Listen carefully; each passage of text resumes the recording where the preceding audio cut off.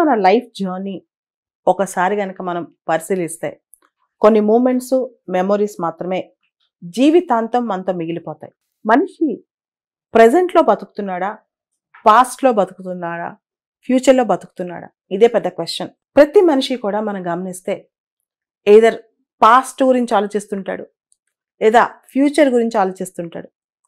చాలామంది ఈ రెండిటి మధ్య నలిగిపోతూ ప్రెజెంట్‌ని కోల్పోతున్నారు. లైఫ్ అంటేనే ప్రెజెంట్ మూమెంట్.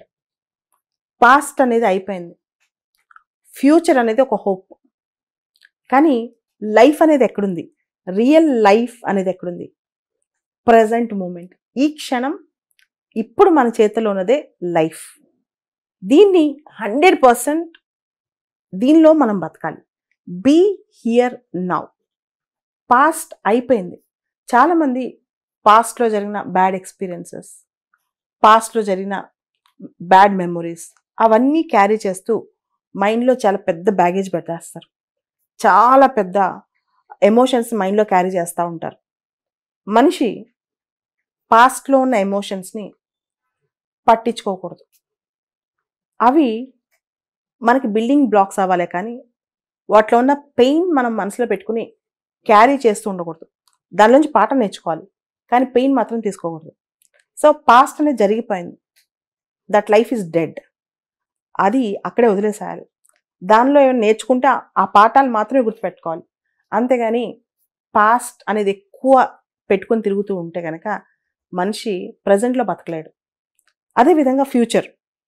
చాలామంది అనుకుంటారు ఫ్యూచర్లో మన లైఫ్ చాలా బ్రహ్మాండంగా ఉంటుంది, ఇప్పుడు మనం త్యాగం చేస్తే అప్పుడు మనం లాభాలు పొందొచ్చని.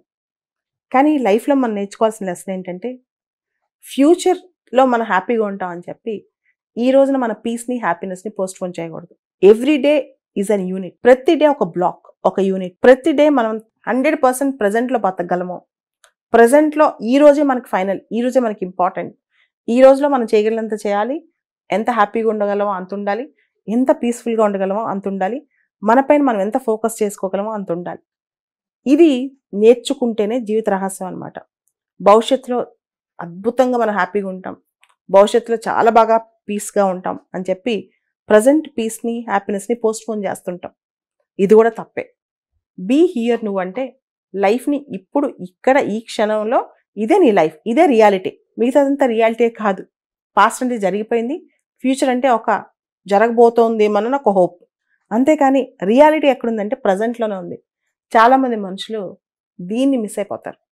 మిస్ అయిపోయి వాళ్ళంతా ఫ్యూచర్ గురించి, పాస్ట్ గురించి ఆలోచిస్తుంటారనమాట.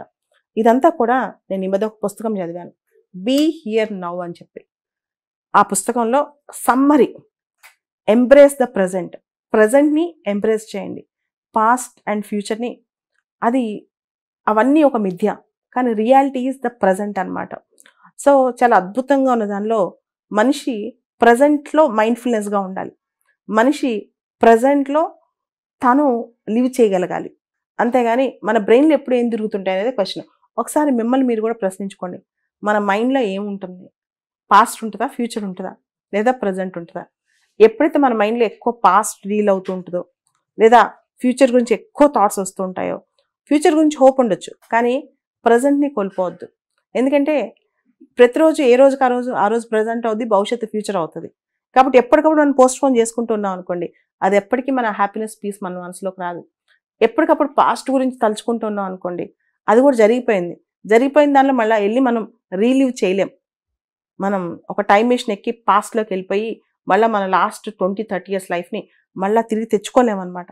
కాబట్టి ఏదైతే మన చేతుల్లో ఉందో దాని మీద ఫోకస్ చేసి మనం నెగిటివ్ ఎమోషన్స్ని క్యారీ చేయకుండా లైఫ్లో మైండ్ఫుల్గా ప్రజెంట్ మూమెంట్లో బతికితే లైఫ్ అద్భుతంగా ఉంటుంది అనమాట. అంతేకాదు మనపైన మనం అద్భుతంగా వర్క్ చేసుకోవచ్చు.